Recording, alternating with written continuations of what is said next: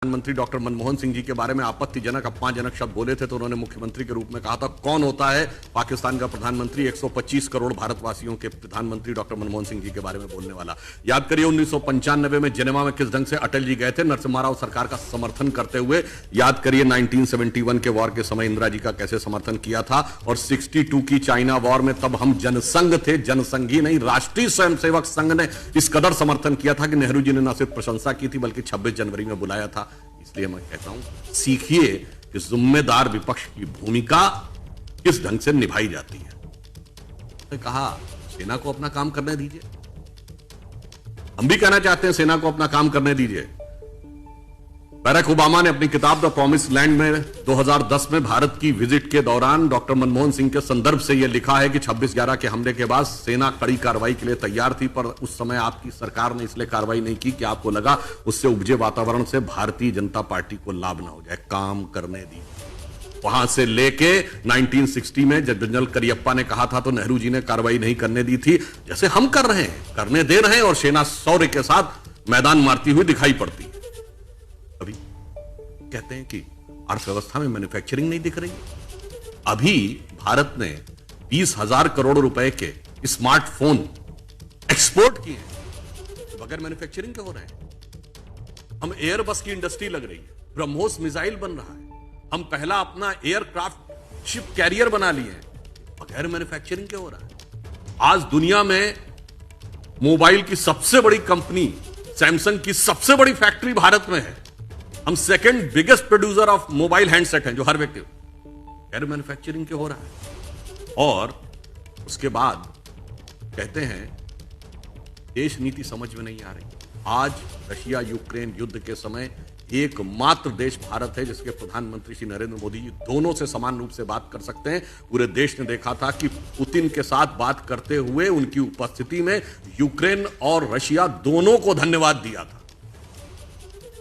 G20 की अध्यक्षता भारत को मिली है, जहां दुनिया की 2/3 आबादी और 3/4 इकोनॉमी है।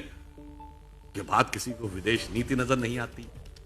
फिर ये कहते हैं दिल्ली आए, विपक्षी दलों ने साथ नहीं दिया, कहते हैं कि कंपल्शन है।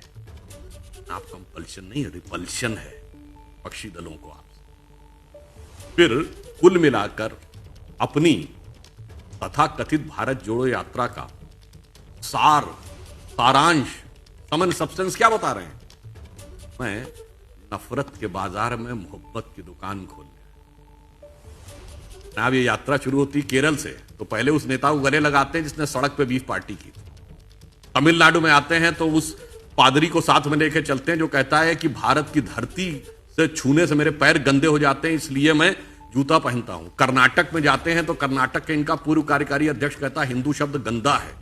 महाराष्ट्र में जाते हैं तो वीर सावरकर के खिलाफ अनाप शनाप बोलने लगते हैं।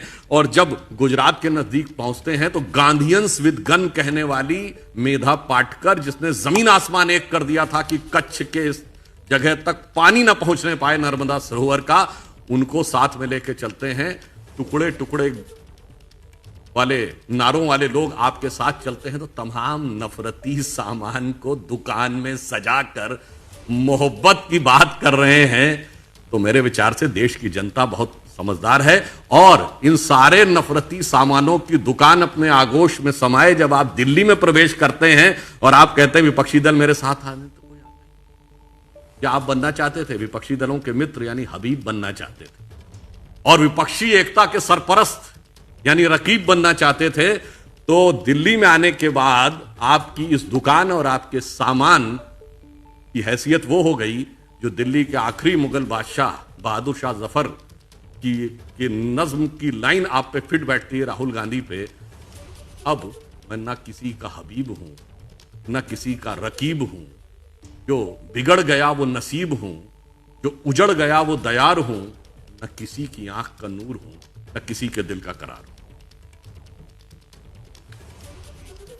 तो सीधे पलटवार किया बीजेपी ने राहुल गांधी की प्रेस कॉन्फ्रेंस पर। राहुल गांधी ने क्या कुछ कहा वो भी आपको सुनाएंगे। अभी छोटा सा ब्रेक, फौरन लौट रहे हैं।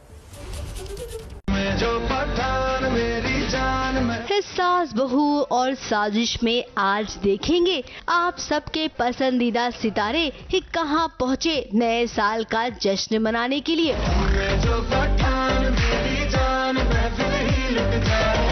बरसात